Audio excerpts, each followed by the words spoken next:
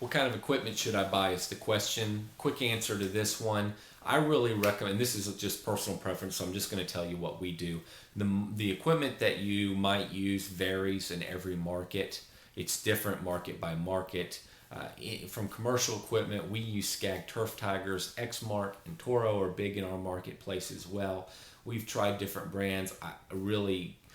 We just started out using Turf Tiger, and we've been very happy with Turf Tiger for riding equipment, not so much on the walk behind side, but we've been real pleased with Turf Tiger. It's been very, very good to us, so we've stuck with the Turf Tiger brand, the Skag brand. We've been very pleased. The equipment holds up very well.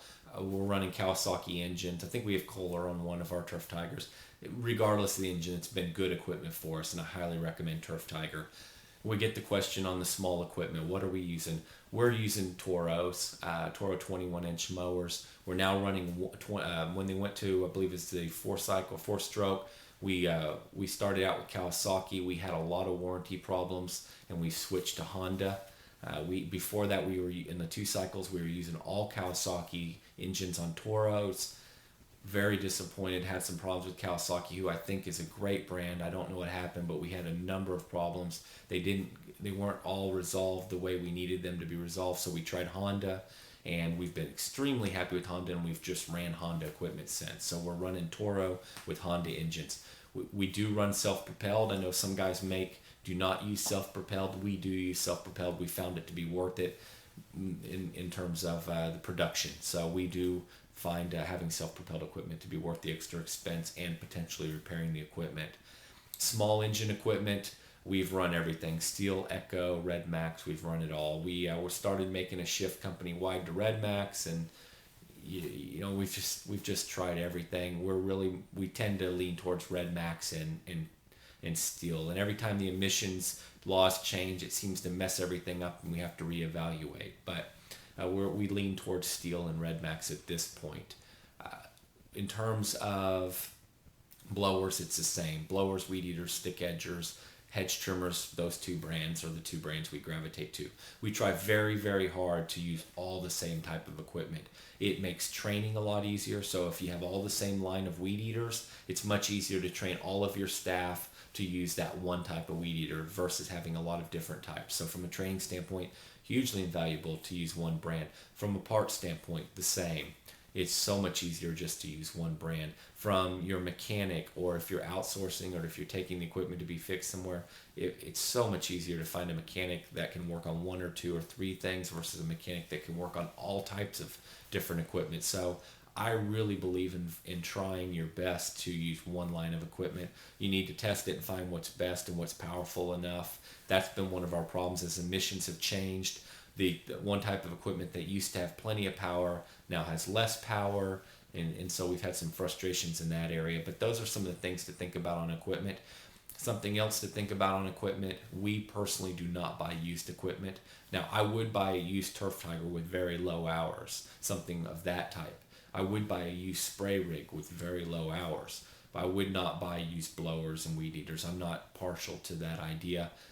We actually try to recycle all of our equipment every 2 years. I know of some competitors that are now recycling their equipment once a year. They're buying it, they're selling it off, and they're buying all new equipment. They're doing that because production is so incredibly important. Downtime on equipment is more than just the cost to repair it. It's the cost of service delays. It's the cost of letting your client down. It's the cost of 3 or 4 or 5 or 6 men sitting in a truck, being down, waiting for replacement equipment.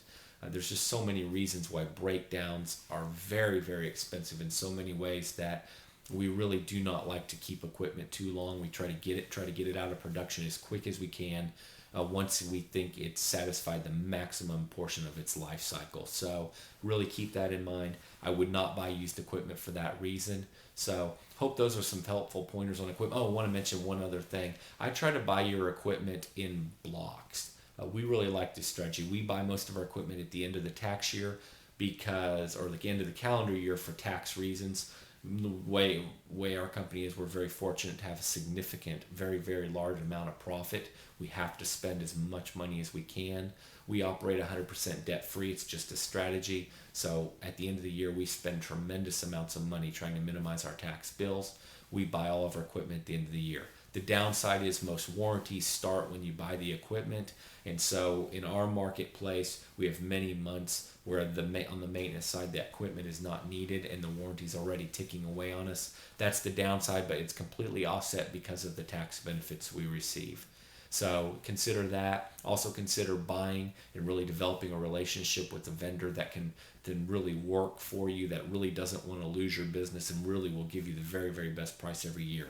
Even though we have great relationships, we reshop our equipment purchases every single year with the marketplace to get the best group package. So we go out and buy a big block of equipment all at once to achieve the very best deal possible. And finally, whenever you are picking your equipment, there could be a desire to buy one piece of equipment because you've read about it and it's neat and because one vendor's pushing it. I really would prefer to buy equipment where I could have multiple different mechanics and vendors service that equipment, and I would buy equipment where I know I can get parts very, very quickly. If I can't do that, I don't want the equipment no matter how great it is, because when you're down, you've got to have stuff fixed, especially on your big equipment. You can only afford to own so many Skags. You can only afford to have so many pieces of backup equipment. Now, when you're young and you have one Skag, that's a huge, or a Turf Tiger or a large zero radius mower, that's a big expense. Can you really afford to have another one just sitting there as a backup? So when that piece of equipment breaks, if you don't have a backup, you've got to have that thing back fast. So you need a parts supplier that has the parts in stock that can fix it. So really consider before you buy any equipment, do they stock parts? How fast can I get them? How fast can I get my equipment fixed? Keep all that in mind. I think you'll have a pretty good strategy for buying equipment.